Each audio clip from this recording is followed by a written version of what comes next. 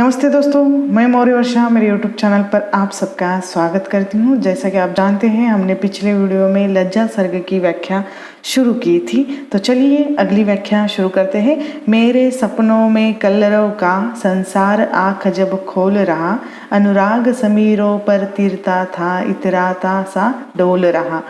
जिस प्रकार स्वप्न काल रात्रि के उपरांत भोर के पहरों में प्रभाती पक्षियों का मधुर कलरव गूंजता हुआ मधुर मादक वायु प्रवाह में तरंगित होने लगता है, उसी प्रकार यौवन के इस प्रणय मिलन के क्षण में जब मेरे हृदय में, यानी श्रद्धा कह रही है कि मेरे हृदय में मादक भावनाओं एवं कल्पनाओं के संसार का अधीर जागरण हो रहा है।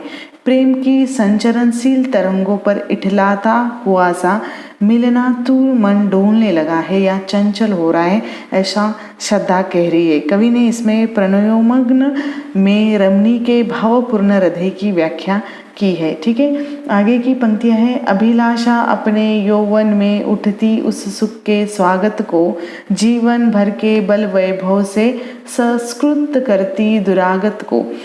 इस समय जब चीर वांछित भोगानंद की प्राप्ति के लिए मेरे मन में, यानी श्रद्धा के मन में तीव्र उत्कंठा मचल उठी है और जब वह जीवन भर के अपने उस संपूर्ण शक्ति यानी ऐश्वर्य सौंदर्य से उस चिर प्रतीक्षित दुरागत यौवन प्रेम को आनंद भोग के शुभ संयोग का सत्कार करने चली है, जब श्रद्धा मन को सुदृढ़ करके अपने उद्रग यौवन को या यौवन की उत्कंठा को प्रिय के साहचर्य अति प्रतीक्षित दरागत यौवन मिलन क्षण का स्वागत करना चाहती है अथवा अपना संपूर्ण प्रेम पात्र का सत्कार करने की अभिच्छुक हो रही है, तभी क्या होता है, आगे की पंक्ति में वह व्यक्त करती है।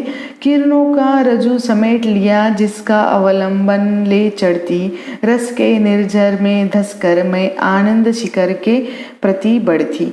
तभी हे लज्जा, तुमने मेरे मन की उस सुनहली लालसा की डोरी को, जिसके अवलंब से मैं प्रणय समागम के रस निर्झर में प्रवेश करके उसका आवागमन करती हुई मधुर संयोगानंद के चरम शिखर पर पहुंचने का प्रयत्न कर रही थी, अचानक तुमने आकर खींच लिया है और मेरे उत्कंठित वासनायुक्त अग्रपद्रचारी साहस को संकोच में परिणत कर दिया है और मैं असहाय सी हिचक रही हूँ।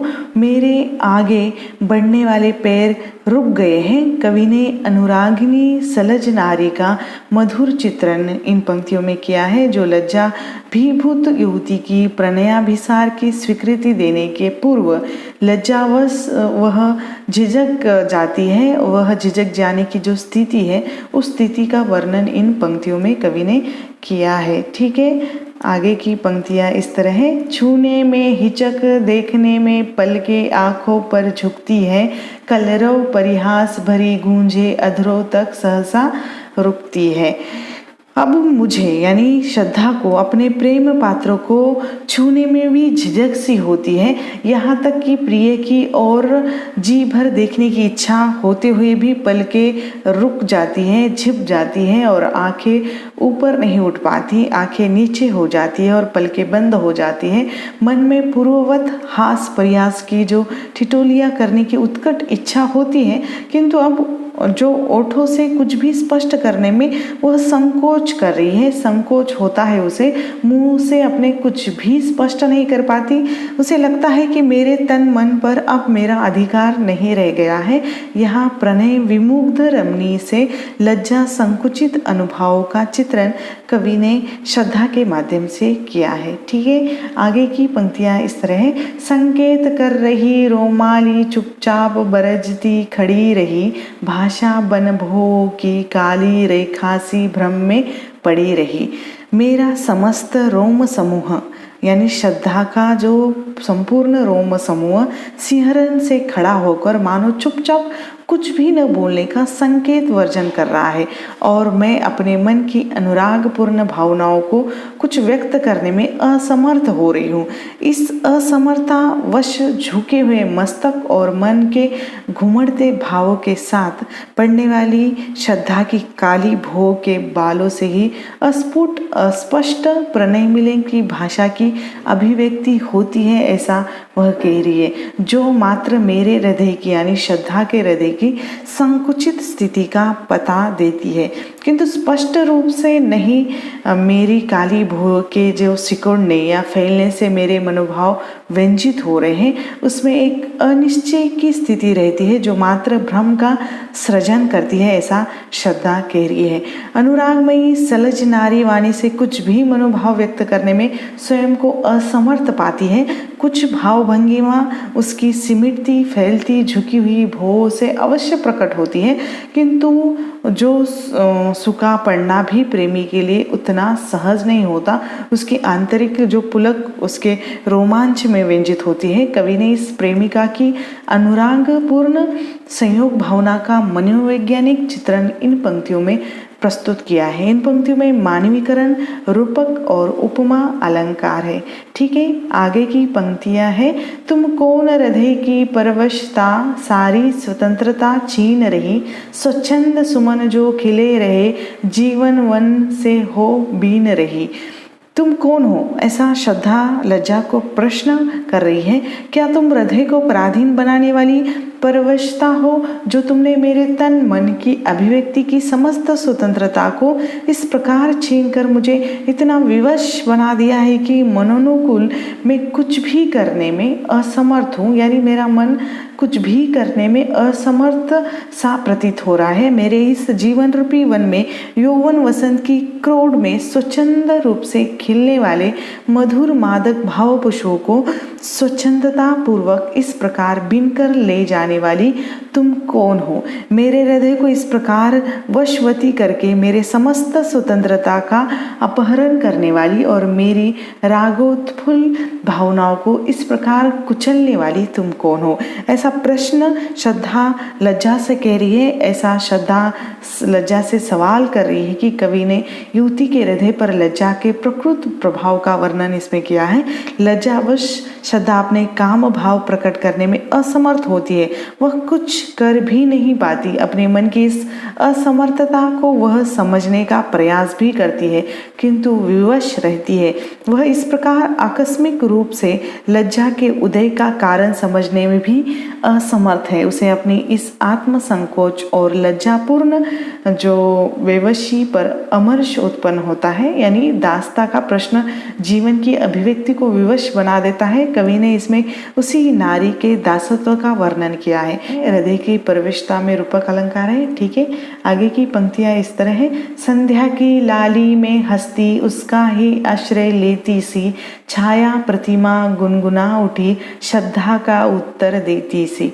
श्रद्धा के जो मन के इन उपयुक्त प्रश्नों को सुनकर जो लज्जा को वह प्रश्न कर रही थी कि तुम कौन हो, इन प्रश्नों को सुनकर मानो संध्या की अरुणिमा में लिपटी हुई रक्तवर्णी लज्जा की विहंसती हुई छाया मूर्ति, यानी उसकी जो भाव प्रतिमा है अव्यक्त रूप में बोल उठती है। अब लज्जा बोलती है, देखिए, जो मानो लज्जा के मधुर स्वर में श्रद्धा के ही प्रश्नों के उत्तर थे। कवि ने इसमें श्रद्धा के प्रणय में आत्मसमर्पण के पूर्व श्रद्धा के मन में जागने वाली लज्जा के भावानुभावों का जो चित्रण किया है, जिसे अत्यंत ही मनोवैज्ञानिक रूप से यहाँ चित्रित करने का प्रयास हुआ है, जो किसी कुलीन युवती के लिए स्वाभाविक यथार्थ है।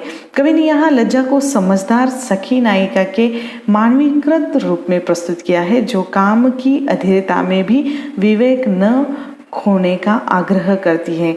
यहाँ इन पंक्तियों में मानवीकरण अलंकार है। ठीक है, आगे की पंक्तियां हैं। इतना न चमत्कृत हो बाले, अपने मन का उपकार करो, मैं एक पकड़ हूँ जो कहती ठहरो, कुछ सोच विचार करो। श्रद्धा के प्रश्नों का संयत उत्तर देती हुई लज्जा श्रद्धा से कहने लगी कि हे बाले, मेरे द्वारा समुपस्थित की हुई अपनी इस परिस्थिति से तुम इतना आश्चर्यचकित न हो। इसे संभल कर भली भांति समझने का विचार करो। इससे तुम अपने मानसिक संकल्प का विवेकपूर्ण कल्याणकारी जो निर्णय है वह निर्णय तुम कर सकोगी। इसमें तुम्हारा ही भला होगा। मैं और कुछ नहीं वरन एक ऐसी रोक या इसका अवरोधों या उसको हिचक भी कहा जा सकता है भर हूँ, जो प्रथम बार प्रेम के मार्ग में अग्रसर होने वाली जो आवेशित असंयमित नवयौवनाओं को रोक कर समझाती हूँ कि आवेश में आकर कोई ऐसा कार्य न करे, ऐसा कदम न उठाए, कुछ ठहर कर इस संबंध में शांतिपूर्वक विवेक सम्मत कुछ सोच विचार करे। यौवन सौंदर्य के मद में कामोपयोग को ही जीवन मान लेना असंगत होगा। नारीत्व का चरम मूल संतति सूत्र या प्रजोत्पत्ति को अविच्छिन्न रखना है, जिसके लिए पवित्र गृहस्थ धर्म को समझना चाहिए। यहाँ लज्जा एक प्राकृतिक अवरोध के रूप में प्रकट हुई है। प्रेमावेश में स्त्रियों को एक अवसर देती है कि अपना हृदय किसी को अर्पण करने से पूर्व एक बार भली भांति सोच विचार करके कदम उठाना चाहिए। कहीं ऐसा न हो कि उसमें धोखा उठाना पड़ जाए। इस पंक्तियों में रूपक अलंकार है, ठीक है। आगे की पंक्तियां इस तरह है।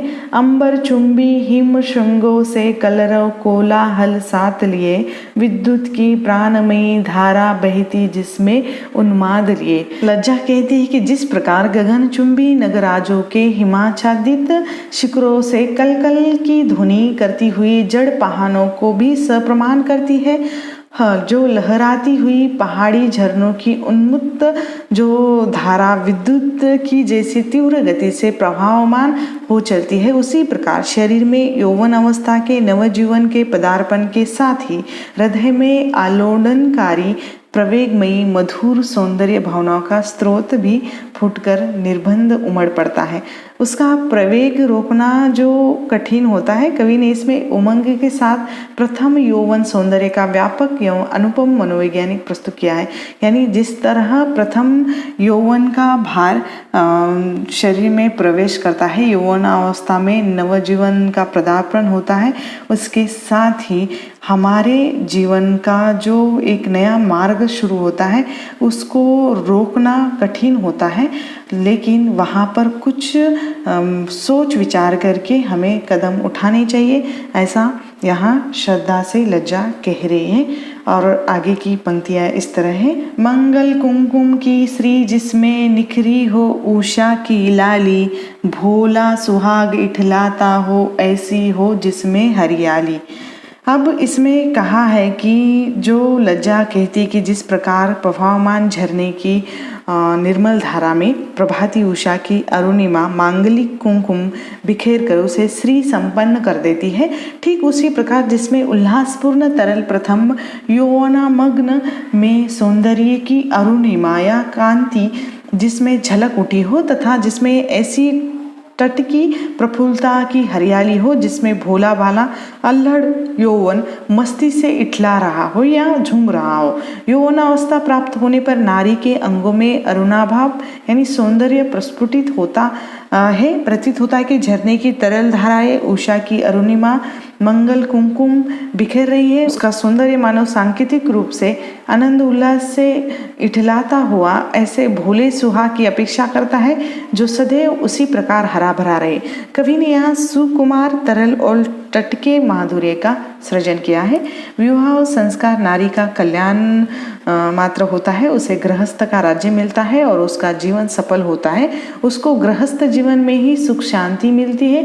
यही बताने का प्रयास कवि ने इन पंक्तियों में किया है। ठीक है, तो यहाँ पर हम रुकते हैं। आगे की पंक्तियों की व्याख्या हम अगले वीडियो में करेंगे। तब तक के लिए धन्यवाद।